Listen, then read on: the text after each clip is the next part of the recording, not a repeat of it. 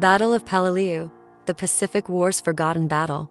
On September 15, 1944, United States Marines arrived on Peleliu, one of the western Pacific Palau Islands. Before the Americans were finally able to take control of the island, fierce Japanese resistance caused devastating deaths on American troops over the course of several weeks. Despite the fact that the contentious battle on Peleliu resulted in more deaths than any other amphibious assault in U.S. military history, Allied commanders and troops learned valuable lessons that would help them during the invasion of the Philippines and the Japanese home islands. A controversial attack. By the end of February 1944, Allied forces had taken control of the Marshall Islands in the western Pacific Ocean and had proceeded on to the Marianas, where 20,000 U.S. troops, the largest force utilized in a Pacific operation thus far, landed on Saipan on June 15. After intense Japanese resistance, Saipan was declared secure on July 9. The neighboring islands of Tinian and Guam were under American control by late August. The next objective for Admiral Chester Nimitz's Pacific Fleet was the Palau Islands in the Western Carolines, 500 miles east of the Philippines.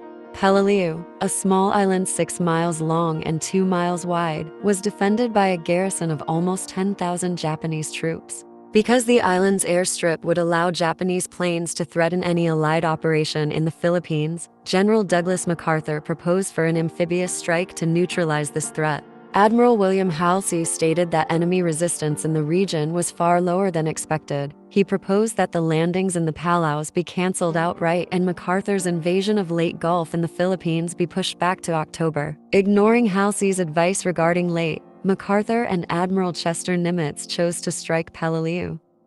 On September 15, the 1st Marine Division landed on the southwest corner of Peleliu. After a year of hard battle, U.S. forces had perfected their amphibious tactics to a science. Massive naval bombardment of land-based targets preceded troop landings, which were supported by strafing and bombing missions by carrier-based aircraft.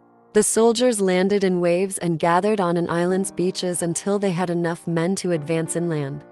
These methods had been successful in previous landings and were expected to be successful again on Peleliu. Bloody Nose Ridge. The Japanese, however, had learned from previous invasions and used a new tactic intended to ensnare the enemy invaders for days and suffer significant fatalities in the hopes of forcing the Allies into a negotiated peace. The extensive caves on Peleliu, linked by tunnel networks, allowed the Japanese to burrow down and survive the Allied bombardment. They held out for 4 days before U.S. forces were able to secure the southwest section of Peleliu, including a key airstrip. When the Marines headed north to begin their advance, they were met with heavy artillery fire and a barrage of small weapons from Japanese forces stationed in tunnels carved into the stony surface of Umurbragal Mountain, which the Marines dubbed Bloody Nose Ridge. Over the course of the following 8 days, American troops suffered almost 50% casualties in some of the bloodiest and most costly fighting of the Pacific Campaign. Meanwhile, the U.S. Army's 81st Infantry Division had quickly seized Angkor and Ulithi, both in the Palaus.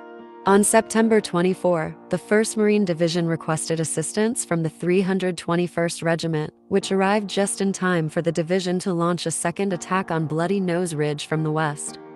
Despite the fact that the combined Army and Marine forces were able to encircle Japanese positions on the mountain, the Japanese resisted and would only be driven out after much bloodshed throughout October. On November 25, the ridge was finally neutralized after more American forces arrived. The Japanese defenders characteristically refused to surrender, and almost all of them were killed. Lessons of Peleliu.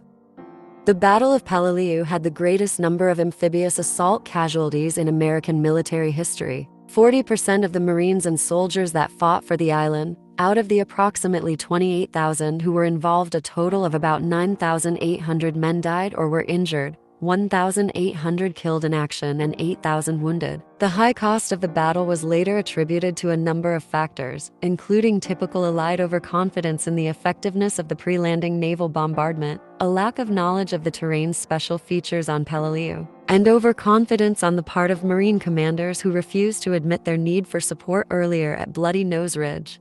On the other hand, MacArthur's goal of retaking the Philippines and moving toward Japan's home islands was achieved by the conquest of Peleliu. The lessons learned at Peleliu also provided U.S. commanders and soldiers with insight into the new Japanese attrition strategy, which they would later use to their advantage in battles at Iwo Jima and Okinawa. Thanks for watching.